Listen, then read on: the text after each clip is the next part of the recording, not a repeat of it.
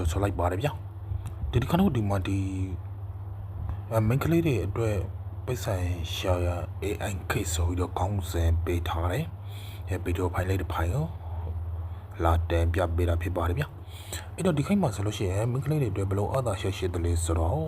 ့ဒီ AI ခိုက်မှာဆိုလို့ရှိရင်ပေါ့နော်မင်္ဂလေးတွေအတွက်အသာရှက်တဲ့အများကြီးရှိတဲ့ထေရပေါ့နော်မင်္ဂလေးတွေရဲ့အသာရှက်ပိတ်ဆိုင်ရှာဖို့အတွက်ဆိုလို့ရှိရင်ဒီအခု AI ခိုက်မှာပေါ်ပြီးတော့မင်္ဂလေးတွေက95ရာခိုင်နှုန်းပေါ်ပြီးတော့အသာရှက်ရှိတာကိုတွေ့ရတယ်ပေါ့နော်အဲ့ဒီပုံမှာဆိုလို့ရှိရင်ဘယ်လိုအသာရှက်မျိုးတွေရှိတယ်လဲဆိုတော့လိုက်ပြီးတော့လေ့လာကြည့်လိုက်အောင်ပေါ့နော်အဲ့တော့ဒီမှာဆိုလို့ရှိရင်ဒီခိုက်မှာပေါ့နော်ဒီ AI ခိုက်မှာဆိုလို့ရှိရင်မင်္ဂလေးတွေအတွက်အခွင့်အရေးကောင်းတယ်နောက်ပြီးတော့အာသာရှယ်လေးပဲရှိတယ်ပေါ့နော်အာသာရှယ်များစွာရှိတယ်ဒီခိုက်မှာမင်္ဂလေးတွေပဲစိုက်ရှာမယ်ဆိုလို့ရှိရင်ဒီ YouTube ပေါ်မှာFacebook ပေါ်မှာ TikTok ပေါ်မှာပေါ့နော်ဒီ platform 3ခုမှာဆိုလို့ရှိရင်မင်္ဂလေးတွေအတွက်ဒါလုံးဝကိုပတ်ဆိုင်ရှာလို့ကောင်းတဲ့ခေတ်ပေါ့နော်အဲ့လိုခေတ်မျိုးဒီကျွန်တော်တို့ရဲ့ညီမလေးတွေအနေနဲ့ဒီခေတ်ကိုအသုံးချတတ်တယ်ပေါ့နော်ဒီခေတ်မှာဆိုလို့ရှိရင်မင်္ဂလေးတွေပိုက်ဆံရှာဖို့အတွက်ပို့ပြီးတော့လွယ်တာမျိုးတွေတွေ့ရတယ်အဲ့မှာဆိုလို့ရှိရင်အာသာရှိကဘာလေးဆိုလို့ရှိရင်နံပါတ်1ကဒီမင်္ဂလေးတွေကားပြီးတော့ပေါ့နော်တချို့ဆိုလို့ရှိရင်အမူအရာလေးတွေနဲ့ကားပြီးတော့အဲ့လိုပုံစံမျိုးတွေနဲ့ကားနေတာမျိုးတွေကိုတွေ့ရတယ်နောက်ဒီဒုတိယတစ်ချက်ကတော့တက်တော့ဆိုရတယ်ပေါ့နော်တက်တော့လို့ဆိုပြီးတော့ဒီလှလှပပလေးဆိုပြီးတော့တန်နေကြတာလေးပဲတွေ့ရတယ်ဒီတချို့မင်္ဂလေးတွေဆိုလို့ရှိရင်တော်တော်များဒီအမူအရာတွေကောင်းတာဒီရှစ်စရာတွေကောင်းတာမျိုးတွေကိုလည်းတွေ့ရတယ်နောက်ပြီးတော့ဒီမင်္ဂလေးတွေအခုနောက်ပိုင်းဆိုလို့ရှိရင်ဒီ line ပေါ်မှာဈေးရောင်းတာပေါ့နော်ဒီအခုဆိုလို့ရှိရင်ဒီတက်တက်ပလဲပေါင်းမှာလေးပဲပိတ်ဆိုင်ရတာဖြစ်တဲ့အတွက်နောက်ပြီးဒီ Facebook ပေါ်ကလည်းပိတ်ဆိုင်ရတယ်နောက်ပြီးဒီ YouTube ပေါ်ကလည်းပိတ်ဆိုင်ရတဲ့အတွက်ပေါ့နော်ဒီခေတ်မှာတော့မင်္ဂလေးတွေတော်တော်များအာသာရှက်ရှိတယ်ဒီမင်္ဂလေးတွေအာသာရှက်ကတိတ်တာကြီးကိုဖြစ်လာတယ်ပေါ့နော်ဒီအခု social platform ပေါ်တွေမှာခုနကပြောတဲ့ဒီ YouTube ပေါ်မှာ Facebook ပေါ်မှာ TikTok ပေါ်မှာပေါ့နော်အဲ့တော့မင်္ဂလေးတွေရဲ့အာသာရှက်တွေနဲ့ဒီခေတ်မှာဆိုလို့ရှိရင်ကျွန်တော်ရဲ့ညီမလေးတွေပိတ်ဆိုင်ရှာဖို့လိုတယ်အဲ့ဒါကိုအသုံးချတတ်မှာပေါ့နော်ဒါအသုံးမချတတ်ဘူးနဲ့ဒီဟိုအပေါ်အရှာလေးတွေရိုက်ပြီးတော့ဖယ်လောက်ပြီးတော့အဲ့လိုတက်တော့စောနေမယ်အစားအဲ့ဒီ YouTube platform ပေါ်မှာပိတ်ဆိုင်မလို့ရှာမလဲဘလို့အသုံးရှာမလဲဆိုတော့လေးလာတတ်တယ်နောက်ဒီဒုတိယတစ်ချက်ကဒီ Facebook ပေါ်မှာဆိုလို့ရှိရင်ပိတ်ဆိုင်မလို့ရှာမလဲဆိုတော့လေးလာတတ်တယ်ဒီခိုင်မှာပေါ့နော်မင်္ဂလေးတွေအနေနဲ့ပေါ့နော်နောက်ပြီးတော့ဒီတက်တော့ပေါ်မှာဘလို့ပိတ်ဆိုင်ရှာမလဲသူရဲ့ guideline သူရဲ့စိတ်ကရှက်သူရဲ့ဒီတမတ်ရှက်ကဘလို့ရှိလဲဆိုတော့လေးလာပြီးတော့ဒီခိုင်မှာအေးဆူပိတ်ဆိုင်ရှာတတ်တယ်လို့ပဲမြင်တယ်အဲ့ဒါလေးကိုလည်းအကြံလာပေးတာပေါ့နော်ဒါကတော့မင်္ဂလေးတွေအတွက်ဒီမင်္ဂလေးတွေရဲ့အာသာရှက်ပေါ့နော်အဲ့ဒီပုံမှာဆိုလို့ရှိရင်ဒီပိတ်ဆိုင်ရှာလို့ကောင်းတဲ့ AI ခက်မှာဆိုလို့ရှိရင်မင်္ဂလေးတွေမှာအာသာရှက်တွေအများကြီးရှိတယ်တချို့မင်္ဂလေးတွေဆိုလို့ရှိရင်ဒီအသားပိုင်းဆိုင်ရာတွေလေးပဲ80ရာကောင်းတာမျိုးတွေကိုတွေ့ရတယ်နောက်ပြီးဒီအမူအရာလေးတွေကောင်းတာလေးတွေ့ရတယ်တချို့မင်္ဂလေးဆိုလို့ရှိရင်အမူအရာဟန်ပန်တွေလောက်တာတို့80ရာလေးကောင်းတယ်အသေးလေးဝယ်တယ်နောက်ပြီးကောင်းတယ်ပေါ့နော်အေးလိုလေးတွေ့ရတယ်နောက်တစ်ချက်ကဒီစကေးပေါ့နော်စကေးဆိုတဲ့နေရာမှာဒီဟန်ဆောင်တဲ့စကေးလေးပဲပါမယ်နောက်ပြီးအမူအရာစကေးလေးပါမယ်နောက်ပြီးစကားပြောတဲ့စကေးလေးပါမယ်လိမ့်မလေးပဲပြောတတ်ဖို့လိုတယ်ဒီအခုလိုင်းဆိုင်တဲ့စကားလုံးတွေပြောတာဒီခိုက်နောက်ကြာသွားပြီပေါ့နော်အေးစကားလေးတွေကိုသုံးစရာမလိုအဲ့တော့ဒီလိမ္မာပါတဲ့စကားလုံးလေးတွေနဲ့အဲ့လိုစကေးကောင်းလေးနဲ့80ရာကောင်းတဲ့အမူအရာလေးတွေနဲ့ဒီနေရာမှာမင်္ဂလေးတွေဆိုတဲ့နေရာမှာဒီအပြိုလေးတွေဆိုလို့ရှိရင်ပိုကောင်းတယ်ပေါ့နော်လူကြီးလေးပဲမြင်ရတယ်နောက်ပြီးရောက်ပါလို့ရှိရင်လည်းပိုပြီးအာသာရှက်တဲ့မျိုးရှိရပေါ့နော်အဲ့လိုအနေအထားမျိုးတွေကိုလည်းပဲတွေ့ရတယ်တကယ်လို့အဲ့လို platform တွေပေါ်မှာပိတ်ဆက်ရှာမယ်ဆိုလို့ရှိရင် YouTube platform မှာဖြစ်ဖြစ် Facebook platform မှာဖြစ်ဖြစ်ပေါ့နော်နောက်ပြီး TikTok platform မှာဖြစ်ဖြစ်အဲ့ဒါဆိုလို့ရှိရင် view များရမယ်နောက်ပြီးတော့ဒီပိတ်ဆက်လေးပဲများရမယ်ပေါ့နော်သေချာတယ်YouTube ဆိုလို့ရှိရင်လည်းပဲ YouTube monetization နဲ့ပေါ့နော်Facebook ဆိုလို့ရှိရင်လည်းပဲ Facebook monetization နဲ့ပေါ့နော်နောက်တစ်ခုကဒီ TikTok ဆိုလို့ရှိရင်လည်းပဲ TikTok monetization နဲ့ပေါ့နော်ပိတ်ဆက်ရှာလို့အများကြီးရတဲ့ဟာမျိုးတွေကိုတွေ့ရတယ်တော်တော်လေးပဲဒီမှာထိဖို့စရာရှိတာဒီအခုဒီမြန်မာနိုင်ငံမင်္ဂလေးတွေတော်တော်များအခုဒီ TikTok မှာပိတ်ဆက်ရတယ်ဆိုတော့ TikTok short နောက်ပိုင်းမှာ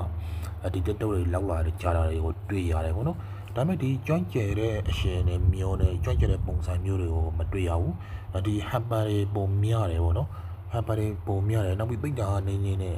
ငါဟုတ်ရှော့လောက်တာပို့ပြီးတော့များတာမျိုးလေးတွေ့ရတယ်အဲ့လိုလည်းမဖြစ်ရအောင်ဒီမိန်းကလေးတွေအနေနဲ့ပေါ့နော်ဒီများသောအားဖြင့်တော့ဒီစေရန်အောင်နဲ့မိန်းကလေးတွေဆိုလို့ရှိရင်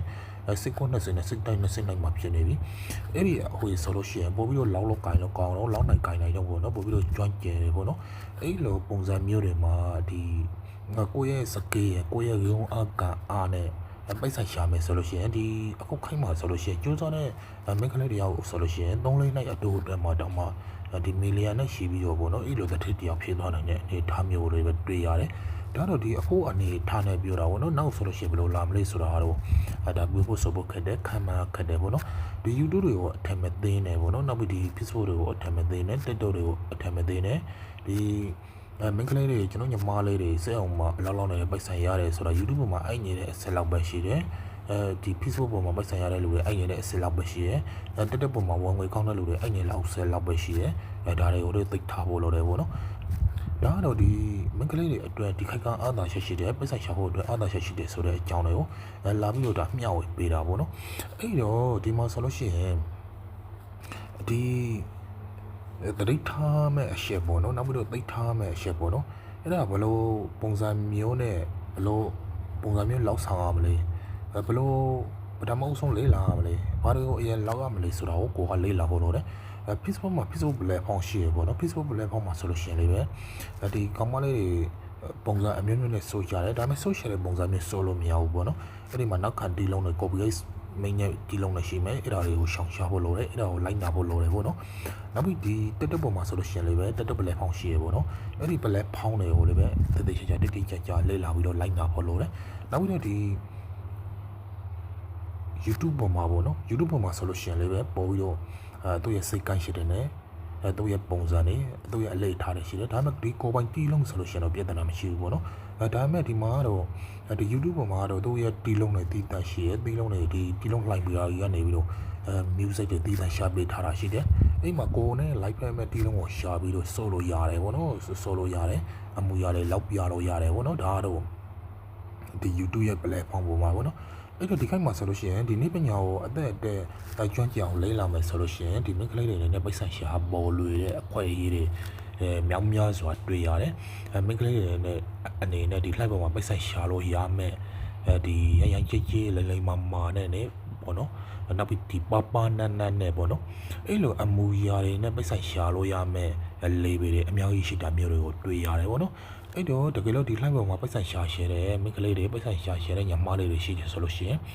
ဒီ Facebook ပေါ်မှာ Facebook ရဲ့စကန်ရှယ်ကဘယ်လိုလဲနောက်ပြီးဒီ TikTok ပေါ်မှာ TikTok ရဲ့စကန်ရှယ်ကဘယ်လိုလဲနောက်ပြီးတော့ဒီ YouTube ရဲ့ platform ပေါ်မှာ YouTube ရဲ့စကန်ရှယ်ကဘယ်လိုလဲဆိုတာကို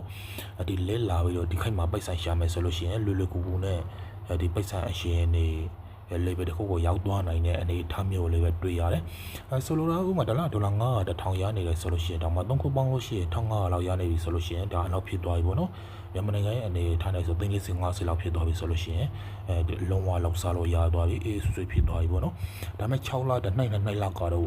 ဒီတေဆောက်ပြီးတော့ကြိုးစားမယ်ဒါတော့အကြအညာပေးတာပေါ့နော်အဲ့တော့ဒီမှာဆိုလို့ရှိရင်ကျွန်တော်ညမာလေးတွေကျွန်တော်